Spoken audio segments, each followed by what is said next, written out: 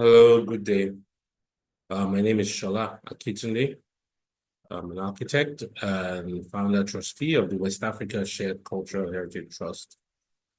The topic of my presentation is developing a value system for restoration work in the West African context. Basically going over projects I've worked on and studied over the last couple of years, longer than a couple of years actually. And the lessons I've learned from working on these and engaging with end users. Um, this paper assesses selected examples of work carried out on monuments in Southwest Nigeria, uh, and like two or three selected examples from the work of an architect from outside Nigeria to understand the reasons some efforts have resulted in social and economic acceptance by the host communities. And referencing the ISCASA guidelines for the analysis, conservation, and structural restoration of architectural heritage that prescribes that conservatory interventions must consider and optimally reconcile structural requirements with those related with its preservation as a cultural resource. Incorporating evidence from textual reviews, personal engagement, and feedback from cultural heritage professionals across the West Africa region, this study demonstrates that the primary role of the architectural conservator in this region is to contribute to the development of an aesthetic based on the appreciation of indigenous forms and practices. This slide, is, I'll say, a juxtaposition of two images of architectural interpretations of monumentality. One on the left by an African Nigerian architect, Demas Morocco, and one on the right, the cathedral, Anglican Cathedral in Lagos Island. And it's just showing the scale of monumentality and saying it in different languages. And from my experience, the one on the left is more accepted or more seen more as African heritage by people. And, the kind of reactions I've gotten working on buildings on the right, that show a more foreign context, even though it's localized or locally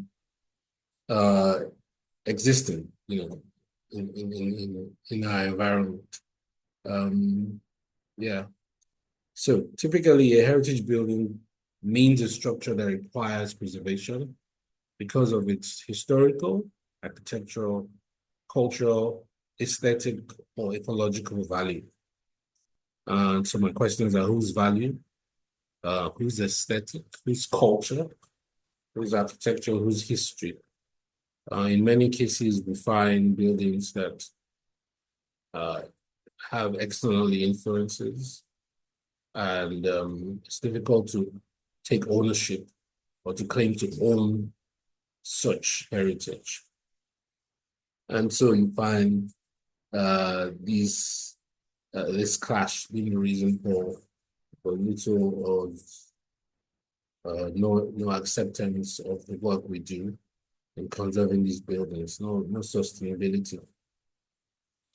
So this is a list of case studies that I'll be looking at and showing different levels of work that have been done over the years. The first example is Jekyll House, which was restored in 2008. And this shows different levels of work that was done, some restrengthening of the wooden frame that carried the first floor, and some reconstruction of the grating that formed the veranda, the first floor. Some of the craftsmanship that produced this was no longer available. So instead of having something adjustable, we had to have something fixed. And this is just repairing the ceiling, soffit, and bringing out the bad wood and replacing it. Um, this image here shows a side plan view showing the landscaping on both sides, front and the rear, with the servants' quarters there. And what we found is that after the building had been done, there was little interest in just coming to see a colonial building, because a lot of feedback we got was, why are you restoring a colonial building? And we had to create new narratives of the history of colonialism and the struggles and the contributions of the Nigerians, of the Africans, to the design and the execution of these projects, and to the sustenance and maintenance of these projects. And we had to start talking about railway history from, a local perspective, from a Nigerian perspective, and talk about what has been done over the years to develop and to redevelop and take ownership of the railways. And in this case, we started having tours. We had to focus on having tours for children over the years, and the children's parties and things like that. And that was how we were able to create a new understanding or a new interest from a generation that did not have a tainted understanding of the history of the railways. It was not until then that we started getting interest, people coming to engage with the space. And right now it's running itself. Also on the railway compound, we have access to the old running shed where steam engines used to be repaired. And we have a few of the steam engines, about 4 of them, given to us by the railways as well. But what has happened is, over the years, because it's such a big project, we've been unable to raise funds for the restoration of this project. And so in the meantime, we, use the space to host events. And we've hosted art events, we've hosted research events, we've hosted, like carnivals, like festivals, in the space adjoining it. And so what we found is that people were happy to engage with the space as just a space, not necessarily as a historic site, not necessarily about the role of the railways and the building as a repair shed, because all of that was colonial history, right? But people were happy to use the size and the space because the rustic nature of it there was an allure to that, but not necessarily for the technical reasons. And so the value of it was not based on the technicalities, but on it being a nice open space in a relatively quiet area of town. So this is the old printing press in Lagos Island. And a group of colleagues and I had worked together to try to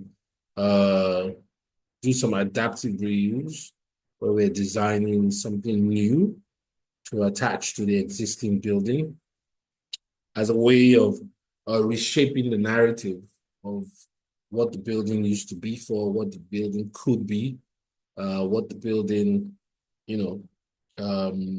should be, basically. And we designed this hotel space, this boutique hotel and multipurpose building, that would bring people into, so the new building will be the attraction, but then we'll have a museum here showing about the old printing press and the kinds of machines and the kind of, technology that was used then. And I guess it was also open to other kinds of cultural, historical uses, it being an old building with an interesting design and facade, so, by this point, we had realized that just restoring these foreign heritage buildings was not enough, because people did not, see any value in restoring memories that were, at the time or so far, had just solely been negative, and still is a very touching. It's a touch point for heated discussions in many fora. So at the point I was given a brief to work on a building, family building, that was built about 80 years ago. And we came together, met the family, made a lot of presentations over the space of about 2 years, did a 3D model of how we could open up the space and do a garden. And this space was really just about upholding the family name. So we had proposed using uh, this interior of the space as a mini museum to the patriarch who built the house, and as also a museum that to be open to the public, controlled but open to the public to view the history of Lagos, to view the history of the family and the contributions of the family, and we went as far as doing structural analysis of the masonry block wall to look at the parts, what kind of material we could use to replace the parts where there were structural failures and all of that. But at the end of the day, after about 2 years of free work, uh, clients just went quiet. And right now, the roof, the first floor of this building has been taken down by the government for being a health hazard. Um, but I would like to talk specifically about Damaso Yoko, who's done a lot of work over the years from the 60s, 70s, um, that, I would say are monuments in their own right, because they've taken African art forms, the African aesthetic, and incorporated them into buildings. These buildings are maybe about 80 years old themselves. I mean, sorry, 50 years old now, 60 years old now. And they are monuments and they get a lot of interest when people are taking there because there's a sense of ownership, of this being African heritage. And it seeing artistic forms that could only be found here, and that generates a lot of interest. I also want to talk about the work of Francis Carey, who we all know has won the Pritzker Award in 2022. He's done work as well that takes up African heritage, and people are really interested. The world is interested, which is why he won the Pritzker Award. And by the way, Damaso Moko also won the Golden Lion at the Venice Biennale. So all of these point to the fact that um, conservators working in the African context need to carry out social experiments, to really engage with local end users towards understanding, what is significant architectural heritage to them. Many of us who worked on trying to restore Afro-Brazilian buildings, European designed and built buildings, found that people were just not interested. So in conclusion, developing a strong value system for restoration work in West Africa is key to making the process successful and sustainable. By considering local cultures, environmental needs, and economic challenges, we can create restoration projects that are relevant and effective. A value system based on teamwork. It has to be multidisciplinary. Respect for traditions and care for the environment will guide the work and ensure lasting results. It is important for everyone, governments, local communities, NGOs, and international partners to work together and build a value system that meets the needs of the region. This approach will help restore ecosystems, improve livelihoods, create a better future for West Africa and Africa as well. Thank you very much.